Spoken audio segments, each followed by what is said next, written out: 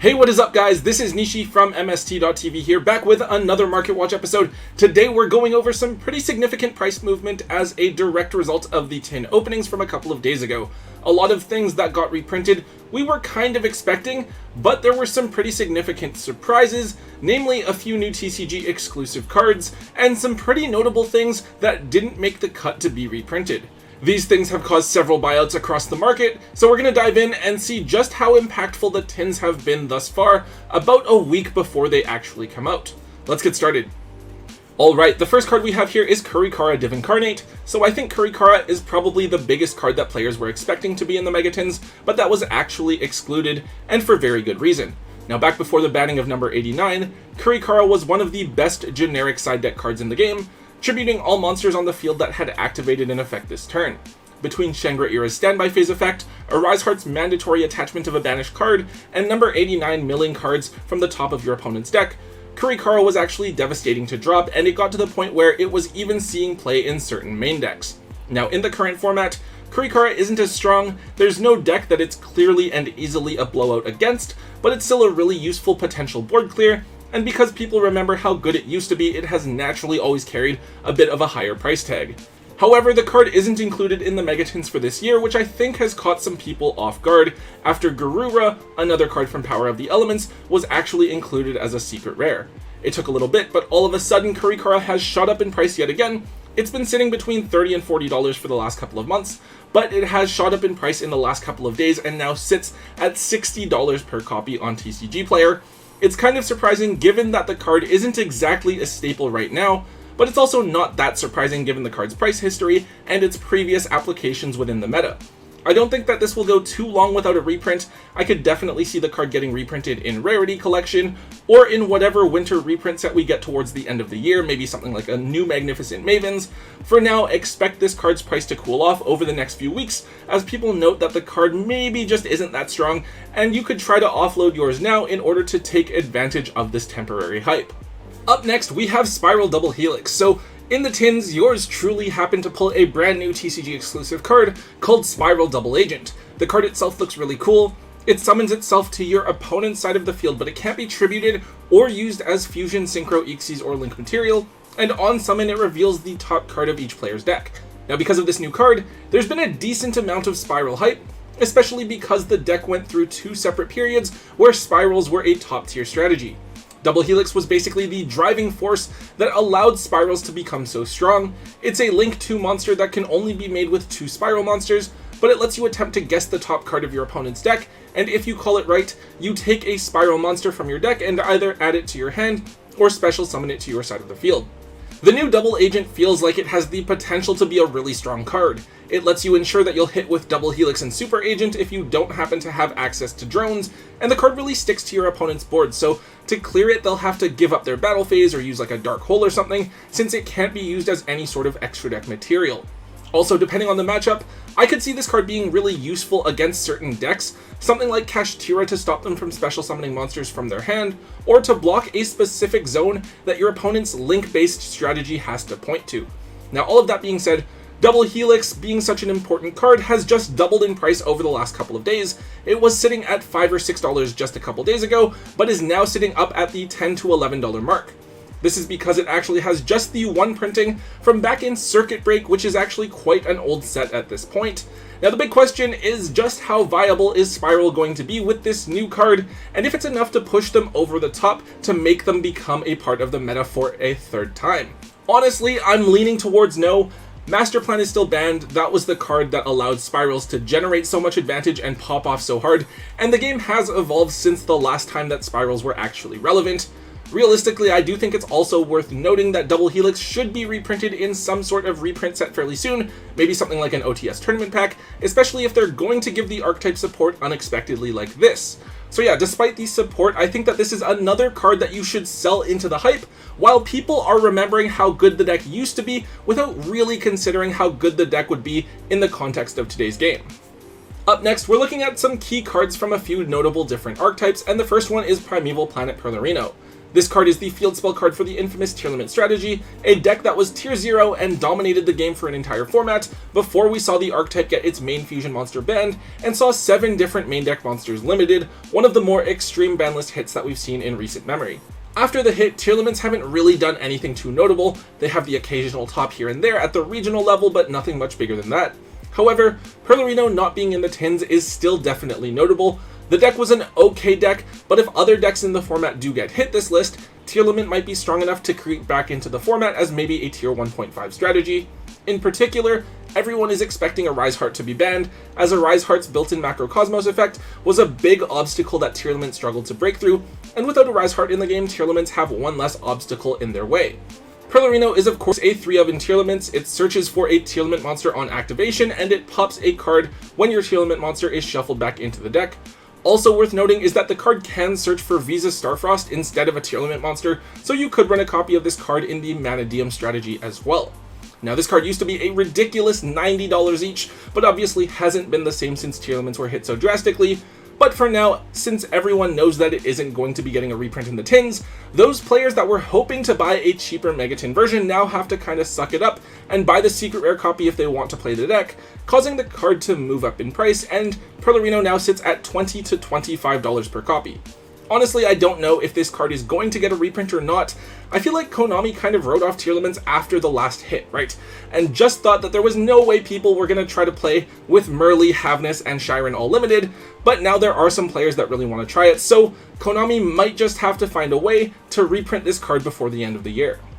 One of the other archetypes that was mysteriously excluded from the Megatins was the Sprite theme, and we're going to specifically here take a look at Sprite Sprint. Sprites have been a really strong deck over the last couple of formats. They've never been the best deck thanks to Tearlaments and Chimera, but they're a really solid contender and arguably are one of the more consistent strategies that we've seen over the last couple of years. The loss of Sprite Elf obviously hurt them a lot, but the deck got access to Sprite Sprint in Darkwing Blast, and Sprint has been a key card for them, allowing them to really take advantage of the Nimble engine. Oddly enough, none of the Sprite cards, including Blue, Jet, Starter, Gigantic, or Sprint, were included in the Megatins, and I'm not really too sure why. The deck is still viable here in the TCG, with just Elf banned and Starter semi-limited. I would talk about Blue here, but that card got the ultimate rare printing in OTS Tournament Pack 21, so instead I'm going to look at Sprint here, which is currently sitting just under the $10 mark per copy. This card hasn't really moved in price all that much. It's been pretty steady over the last several months. I'm not sure how exactly I want to interpret this whole Sprite thing, right? On one hand, I think some players naturally think that we should buy Sprite now. The cards are so consistent, they're really strong. Surely the deck will be strong going into next format, especially after so many other things are likely to be hit. But the other side of me thinks that this might mean that Sprite will be hit harder on this upcoming ban list than players are expecting, and that's why Konami didn't bother to reprint it in the tins, so we should try to take advantage and offload the cards now while they still have some value. It's totally possible that it could be neither of these things. Maybe the Sprite cards will just be reprinted in a different reprint set somewhere down the road. No one really knows what's going to happen with these Sprite cards aside from Konami, so it's up to you guys. You're ultimately going to have to decide just how much you want to continue playing the strategy for as long as it's viable moving forward. On to the next one. Exosisters Magnifica is a card that has taken a really big jump over the last couple of days. This is of course one of the main extra deck options that the Exosister archetype wants to go into, and is the monster that the deck typically will try to end their board with. You need to use 2 rank 4 Exosister monsters to make this, which is pretty simple with cards like Martha and the Spirit package. This card can attack twice per turn, has a quick effect to banish a card that your opponent controls, and lets you tag into one of its materials when your opponent activates a card or effect. A really neat boss monster that provides a lot of utility and versatility. Now, Exosisters aren't exactly top tier right now. They really struggle if they don't open with Martha, and hitting them with Ash Blossom at just the right time can literally end their turn. On top of that, cards like Feather Duster, Lightning Storm, and Kaijus can basically take the deck out completely. However, almost all of the Exosister cards were reprinted in the 2023 Megatins as secret rares, basically all of the main deck monsters, and all of the rank 4s from Grand Creators as well as packs. Magnifica is the one we're talking about here because for whatever reason, despite being from Dimension Force, which was included in that 10 reprint range, Magnifica didn't get a Megatin reprint, so it's actually just the odd card out. The Megatins are going to make Exosisters extremely accessible, and a ton of people are going to be looking to pick up the deck. It's a waifu strategy, what's not to love about it? but now they're going to have to go out of their way to find a couple copies of Magnifica, which is why the card has literally quintupled in price. It was sitting under $2 just a week ago, and all of a sudden the card is $10 lowest on TCG Player, and the tins haven't even come out yet. I don't really understand the logic behind this one and why Konami chose not to reprint Magnifica. I would assume that it's because it's going to be reprinted in some other set, but honestly, not including Magnifica in the tins feels like such a troll move. If you have a bunch of these, it's definitely a good card to dig up now. You probably don't even have to move them right away. You can wait for the tins to come out and for everyone at your locals to be desperate and looking for them in order to complete their cores, in order for you guys to get maximum value out of it.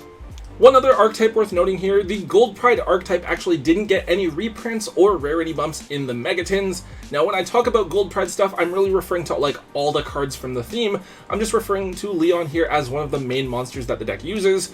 Gold Pride Leon is one of the key secret rares for the strategy. It's basically a wolf bark that summons back a Gold Pride monster from your graveyard, and it allows you to synchro summon during your opponent's turn. Like as a whole, I think that Gold Pride are really cool. They haven't had the top tier success like I thought they would. I honestly thought that Rollerballer would have made them a lot stronger, but the deck just hasn't yet performed. However, not all is bad for the deck. They're definitely the strongest TCG exclusive archetype that we've seen in the last while, stronger than decks like Goaty and Libramancers, and the Punk engine is still untouched, and Gold Pride naturally synergizes extremely well with the Punk cards. I think that the thing I'm holding out for is the next Punk card that comes out in a core set. If you guys think back a few years, Spiral Double Helix and Subterror Guru each came out in core sets in the OCG first, right? Despite being TCG exclusive archetypes, it was additional support that each of the archetypes got, and each of those cards pushed their respective strategies to become extremely relevant meta decks. I'm definitely expecting at least a couple more Gold Pride cards to be coming within the next couple of core sets, especially when you consider all of the hype for the deck with the official sleeves and the mat and such that came out with Captain Carey. Now that being said, the Gold Pride cards are still extremely inexpensive. Leon is a card that is typically run at 3, and it only comes as a secret rare or the sneak peek ultra rare. It's still only an $8 to $10 card right now, certainly something that is worth considering picking up. This is definitely an archetype to watch out for, since the moment that new support is announced, cards are most likely going to shoot up in price. Keep an eye on the prices, and if they seem to dip below a certain point that you guys are okay with, you should probably capitalize and take advantage of them not having a reprint yet before those new cards come out and they shoot way back up. There's one final card we're looking at here, and that is Guardian Chimera. I think that this is a card we've talked about multiple times on Market Watch recently, but it's something I want to bring up again in light of the 10 reveals. Guardian Chimera first came out in Battle of Chaos, and of course, it was first used by Branded as a really strong card to summon with Branded in red. Chimera provides both non-targeting destruction and the potential to draw cards on summon, so it shouldn't be too much of a surprise to see how in demand the card has been. The card got an unexpectedly early reprint in Maze of Memories, an ultra rare printing that caught a lot of people by surprise, and it really helped to bring the price of Chimera down to a more reasonable level. However, we had the illusion cards released in Duelist Nexus, a fusion engine that is able to take advantage of multiple copies of Guardian Chimera, and that has really brought Guardian Chimera back into the format. This caused a lot of players to really hope that Chimera would see a third printing in the tins this year despite it's already getting an early reprint. However, this would not be the case. Chimera is not in the tins, and we don't really have anywhere else that we really expect to see Chimera get that reprint. As a result, Chimera has seen an increase in price, nothing too earth-shattering, but still worth noting given the demand for the card. The Ultras from Maze of Memories have gone from $20 to $25 to now being $30 per copy, and the original Secret Rares from Battle of Chaos were just under the $30 mark. They're now up to $40 each. We do also have the Collector's Rare ones that are $90 each if you guys really want to ball out, but that's not necessary for most of us average players to look at. Unfortunately, with the tins now known, it is hard to see where exactly Chimera could be reprinted, so we might just be stuck with Chimera being an unnecessarily expensive card for the foreseeable future, but we should expect Chimera to continue to be an in-demand card for as long as players want to continue experimenting with the Illusion package. Alright guys, that is all we have for today's episode. The tins were definitely really cool to see fully revealed. I do wish the other TCG exclusive cards were a bit better though, and I wish that the Furniture Labyrinth cards finally got holo upgrades. I guess I'll be waiting for those for a while. Anyways, guys, if you did enjoy today's Market Watch, please make sure that you let me know by hitting that thumbs up button. Also, make sure you leave a comment in the comment section down below and hit that subscribe button if you haven't already. And until next time, guys, don't forget to hold on to your MST.TV.